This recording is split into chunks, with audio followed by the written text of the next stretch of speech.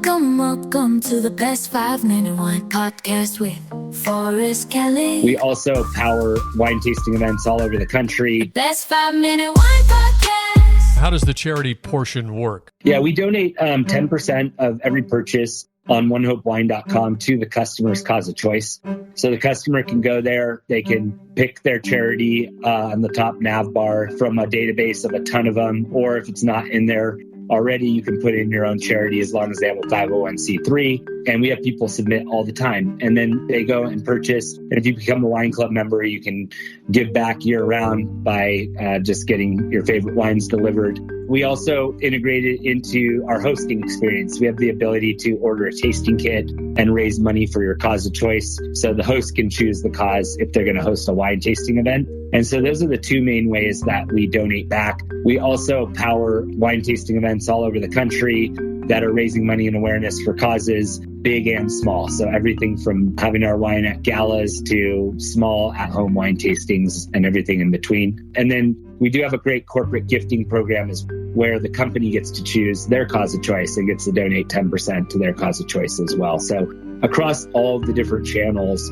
we give the person who's buying the ability to feel good about their purchase and impact somebody in a really positive way on the other side. How did you come up with that plan of not only listing charities, but for the buyer to designate a charity? Because it seems like it would be less complicated if you just said 10% and it's going to Make-A-Wish Foundation or just one specific thing. But you've opened it up. How did you figure that out? Well, as our brand started to become distributed more and more winery direct versus through the retail shelves where we obviously couldn't track it, we were able to do this, and we built our own proprietary software into our e-commerce system to track this and automate these donations over time. And on the wholesale side, because it is impossible to connect directly with the end consumer, we do donate meals for every case we sell. And so it's simplified there. We have generated over 3.5 million meals to date through the sales of our wines.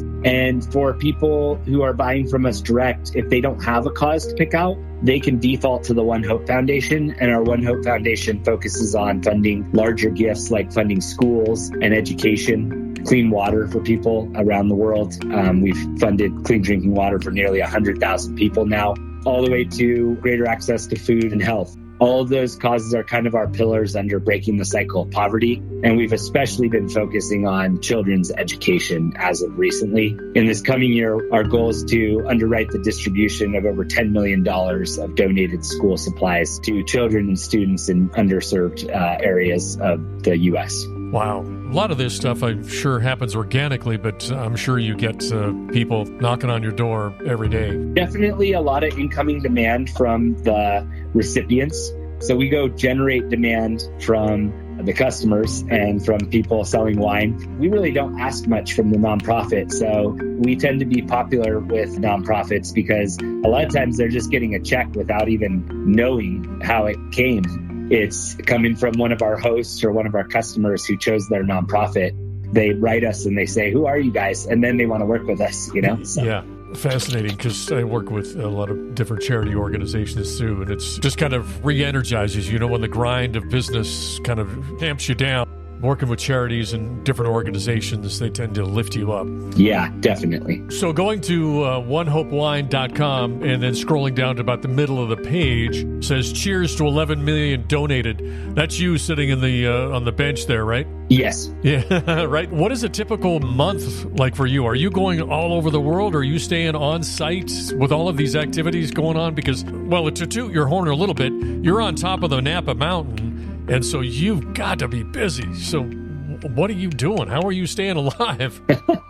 My work from our flagship property in Napa, and there's just always people coming through. And I do a lot of business development here. It helps because you're kind of right at the heart of the brand and in the middle of everything. We have a pretty distributed workforce. We have our hospitality team here, and then we have a team around the country. And we have a lot of people who put on tasting experiences all over the country, thousands of people that are brand ambassadors of ours. I do a mix of everything, whether it's selling raising capital when it's time to expand, coming up with new innovative ideas to grow the business, and then just pure execution of current model. There's a lot of a substance and a good baseline, and then there's always new exciting things as well. And I think it's really important to keep a balance of those things even as you grow bigger and bigger. Do you sell all over the world? We don't sell all over the world, but we do sell to Korea and to Japan. The United States is keeping you busy. Yeah, the United States is the largest in the world, and there's plenty of meat on the bone, if you will. And, I'm excited personally about Japan and Korea. I think they're both really cool markets, and they have some similarities to each other as well. And so I think those are important markets. And ultimately, with our vineyard destination properties, I do vision us making our way to Europe as well. The best 5-minute wine podcast. Don't forget my favorite part. Please like and follow. Oh.